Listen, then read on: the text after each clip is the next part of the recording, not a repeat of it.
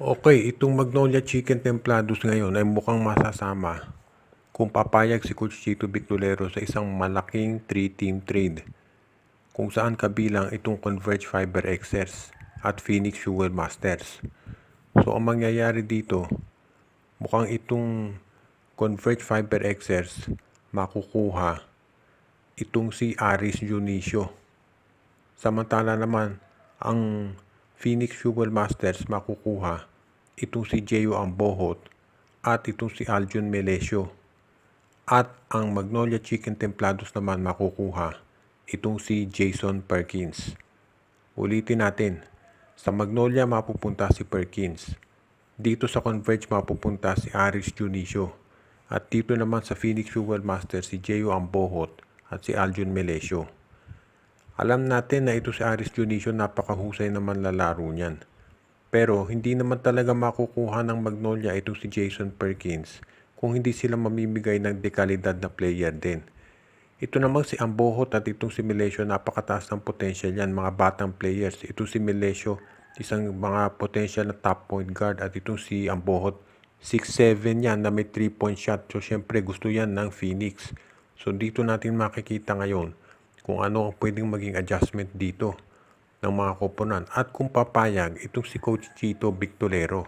Kung sakaling pumayag sila, makikita natin dito kung paano niya ma-utilize o magagamit talaga itong si Jason Perkins. Alam natin na itong si Aris Dionisio magko-contribute din yan dito sa Converge Fiber Xers. At kung bibigyan ng playing time ni Coach Jamaic Jarin, ditong si Melesio at si Ambohot, sigurado na maganda rin ang maibibigay nila dito sa kanilang lineup. So sa ganitong trade, ang tingin ko win-win yan para sa kanilang lahat. Mukhang namang problema ngayon itong Northport Batang Pier pagdating dito sa bagong season ng PBA. Dahil alam natin na malamang itong si Arvin Tolentino ay kunin na either ng Ginebra or ng Magnolia. At base dito sa nagiging laro ng San Miguel Beer dito sa finals, kukunin niya si William Navarro o si Xavier Lucero. Dahil kitang-kita natin na hirap sila dahil walang power forward. So ito ngayon ang gagawin ng San Miguel Beer na, of course, pamimitas itong SMB Ginebra at Magnolia mula dito sa Northport at Terra Firma. Bukod niya sa pamimitas na yan, ang isa pang problema nitong Northport ay yung kanilang point guard situation. Alam natin, isa yan doon sa hinahanap nila na paraan para mapalakas yung kanilang lineup, pero mukhang nahihirapan sila na mag-adjust. Kaya dito ngayon ang makikita natin sayang dito sa Northport.